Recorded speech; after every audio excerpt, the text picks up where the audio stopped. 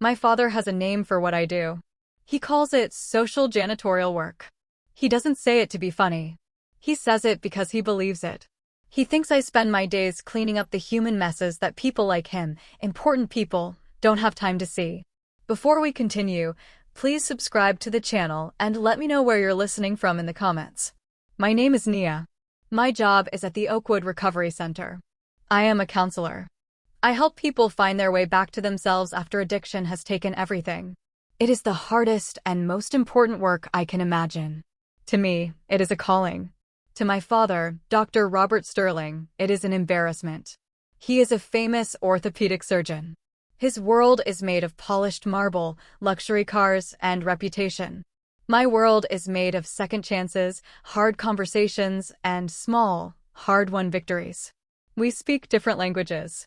Last week, he called me. His voice was all false cheer. Nia, sweetheart. The Sterling Foundation Gala is on Saturday. The Platinum Dinner. I'm receiving the Lifetime Achievement Award. You will be there. It's non-negotiable. Wear something appropriate. I hated these events. The staring. The polite questions from his colleagues. And what do you do, Nia? I would say I was a counselor. Their smiles would become thin, their eyes would glaze over, and they would slowly turn back to talk about stocks and golf. My father would watch it happen, his jaw tight. But this year, I decided to go. Maybe, I thought, if he sees me in that room, surrounded by his success, he will finally see my success as real too. It was a naive hope, but I held it. The night of the gala, I wore a simple black dress. I stood at the edge of the ballroom, a room so big it had its own echo. There were 300 people there. Everyone who was anyone in the city. The women glittered. The men's watches cost more than my car. My father was in his element. He moved through the crowd like a king, accepting handshakes and backslaps. He saw me and gave a tight, approving nod. At least my dress passed inspection. Dinner was served. Then it was time for speeches. The head of the charity board gave a long talk about my father's peerless contributions to medicine and philanthropy. Finally, they called him to the stage. He stood at the podium, the spotlight making his silver hair glow. He gave a smooth speech about excellence, legacy, and giving back. Then he paused for effect. And a legacy is about family, he said, his voice booming through the speakers. He looked right at me. A cold trickle of fear went down my spine. I'd like to acknowledge my daughter, Nia, who is here tonight. A polite smattering of applause. I forced a smile. He continued, a playful, condescending smirk on his lips. Now, Nia has chosen a very humble path. While I spent my life repairing bones, she has chosen to repair, well, let's call it damaged spirits. A few knowing chuckles rippled through the crowd. He wasn't done. He leaned into the mic. In our house, we have a little joke. We say Nia is in the family business of cleaning. I fix the broken bodies. She's our in-house janitor, cleaning up the messes and the filth that no one else really wants to touch. The laugh that exploded from the crowd wasn't a ripple. It was a wave. 300 people, in beautiful clothes, laughed at me. They laughed at my work. They laughed at the people I fought for every day. My face burned. I saw the looks: pity, amusement, contempt. My father stood there, soaking in the laughter, believing he had made a charming joke. The noise of the crowd faded into a roaring static in my ears. The hope I had carried shattered, and in its place a cold, clear fury crystallized. I watched him smile, ready to move on to his next polished sentence. He had introduced me to his entire world as a joke. As nothing. I didn't think. I stood up. My chair screeched on the marble floor. Conversations died. All eyes turned to me as I walked, my heels clicking, through the tables toward the stage. My father's smile faltered, confusion replacing his pride. I didn't stop. I walked up the 3 steps to the podium. I looked at him, reached out, and gently took the heavy microphone right from his hand. His fingers went slack in surprise. I turned to face the silent, stunned crowd. My heart hammered against my ribs, but my voice, when it came out, was steady. It was calm. It filled the dead silence of the grand ballroom. Thank you for that interesting introduction, Dr. Sterling, I said, not looking at him. Now, let me tell everyone here who your daughter really is. I paused, making sure every person was listening. You might want to take a seat. The silence in the ballroom was total. You could hear the clink of a glass from the kitchen. 300 faces, frozen, stared up at me. My father, Dr. Robert Sterling, stood rigid beside me. I could feel his shock like a physical heat. I held the microphone and spoke to the crowd, my voice clear in the quiet. My father calls me a janitor, I began. He's right, in a way. I do clean up messes. But they aren't the kind you mop away. They are the invisible ones. The mess of shame. The mess of loneliness.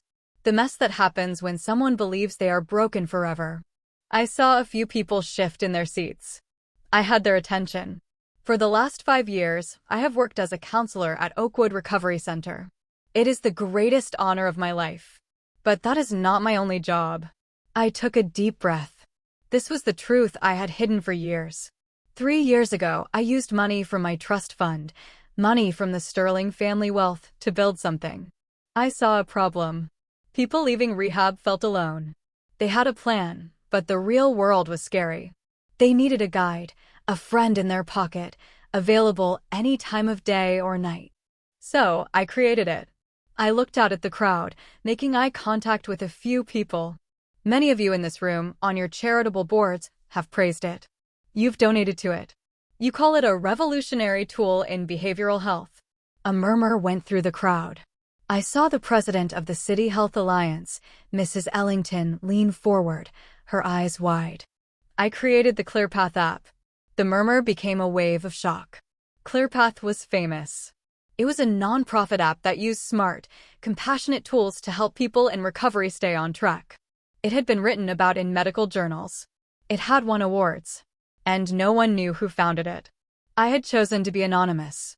I called myself Grace in all the paperwork. The look on my father's face was priceless. His mouth was slightly open. His eyes were wide with disbelief. The tool he had once called a promising innovation at a dinner party was mine. You ask what I clean, Dr. Sterling? I said, turning slightly to face him. My voice grew stronger. I clean up the wreckage that privilege, neglect, and crushing expectation can leave behind. I clean up the mess that happens when a young person is told their only value is their success, and they crack under the weight of that. I saw him flinch. I was getting closer to the heart of it now. I didn't learn this from a textbook. I learned it at home. I learned it by watching.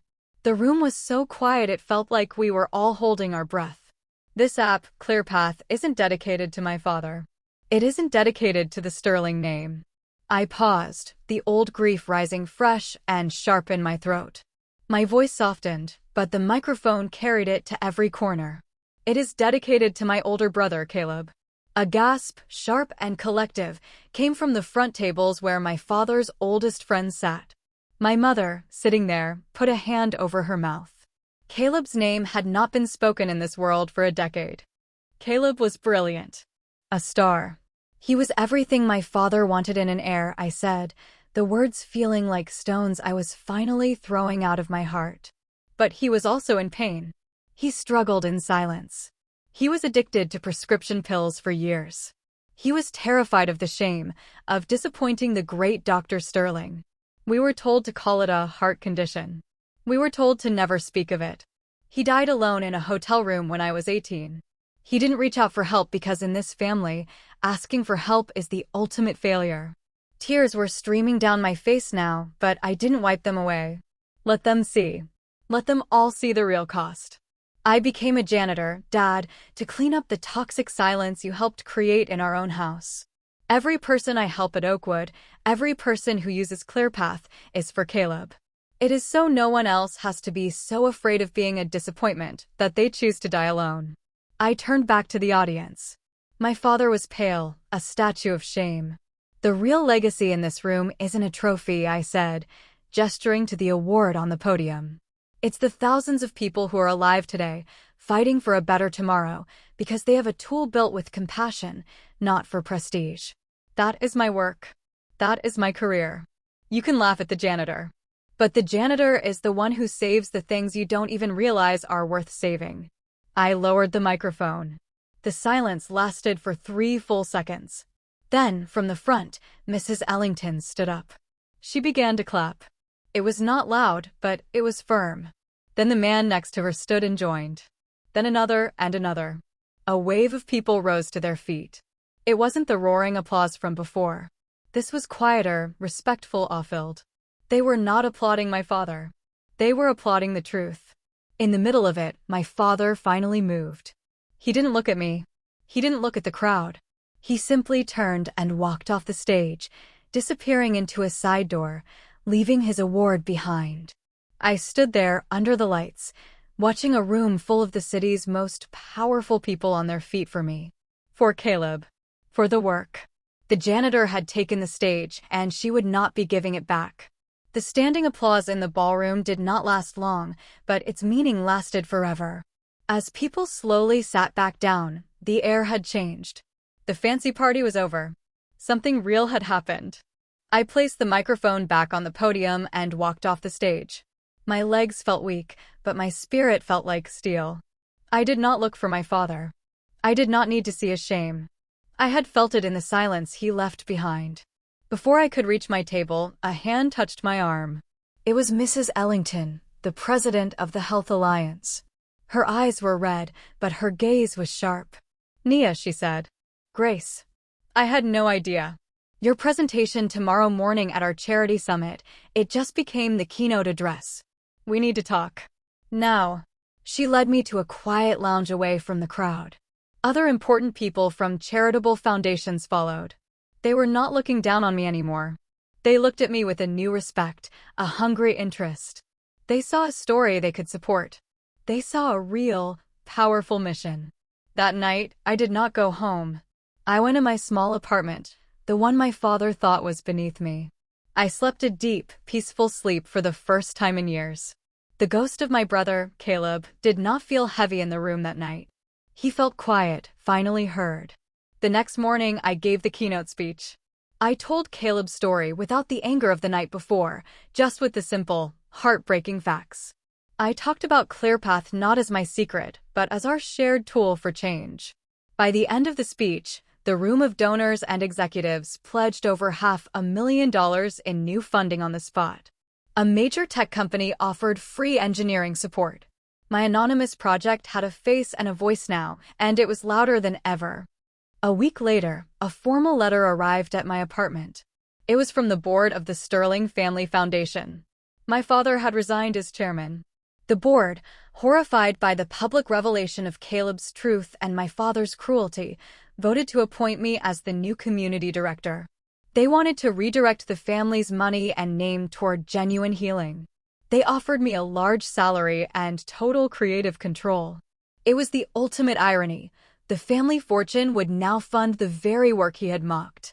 I accepted the job on one condition, that the first initiative be named the Caleb Sterling Center for Outreach, a mobile unit that would bring counseling and support directly to communities in need. They agreed. I never heard from my father directly. My mother called once. She cried.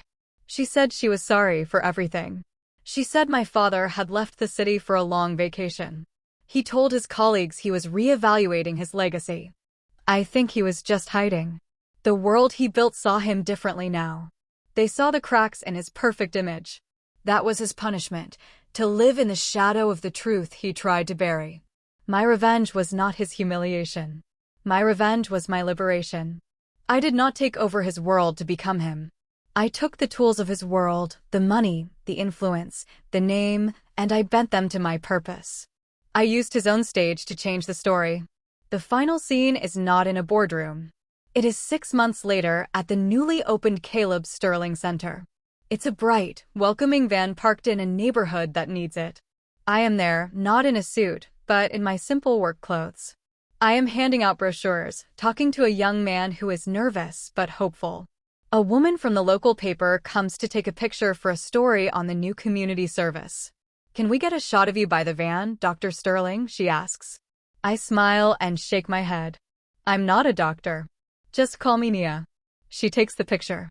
Later that day, I see the article online. The caption under the photo reads, "Nia Sterling, founder of the ClearPath app and director of the new outreach center, at work." The center is named in memory of her brother, Caleb. There is no mention of my father. There is no mention of the gala. There is only the work and the love that drives it. I go home to my apartment. It is the same as before, but I am different. I am not the ashamed daughter. I am not the secret keeper. I am Nia, a counselor, a founder, a sister who turned her grief into a guiding light for others. My father wanted a legacy of shiny awards and important rooms. I built a legacy of second chances and quiet courage. To anyone who has been made to feel small for your compassion, your kindness is not a weakness. It is a quiet strength that can outlast any insult. Turn their mockery into your mission. Your purpose is your greatest power. If this story of turning pain into purpose spoke to you, please like this video, subscribe, and hit the bell for more stories where dignity wins.